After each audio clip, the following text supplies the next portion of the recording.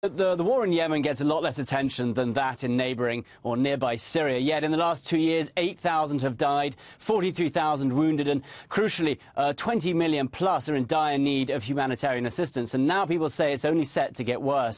As you say, the Saudi coalition airstrike in the capital, Sana'a, killed at least 14 civilians this morning, and it marks a significant escalation in Yemen, where the Saudi coalition are fighting Iranian-backed Houthi rebels. And to make all this worse, a cholera outbreak has killed at least 2,000 people since April.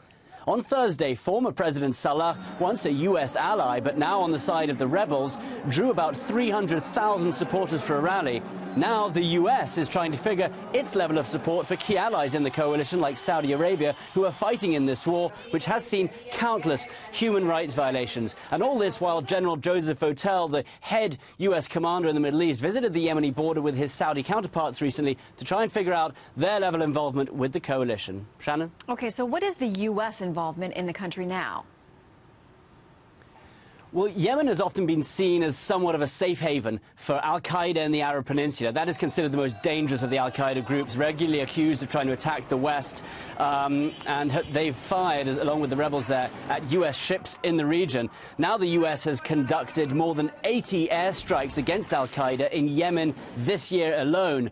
After taking office, you'll remember President Trump authorized a more aggressive approach against al-Qaeda in the Arab Peninsula. This war in general is seen as a proxy war, an extension of the proxy war between Saudi Arabia and Iran. They're both fighting in the country, and in the middle you have the U.S. trying to continue its war against al-Qaeda, specifically this very violent group. So many moving parts, and the U.S. now really trying to figure out its level of support for the Saudi-led coalition and how you can move forward to some kind of a solution here. Shannon? All right, Benjamin Hall, live for us in London. Thank you.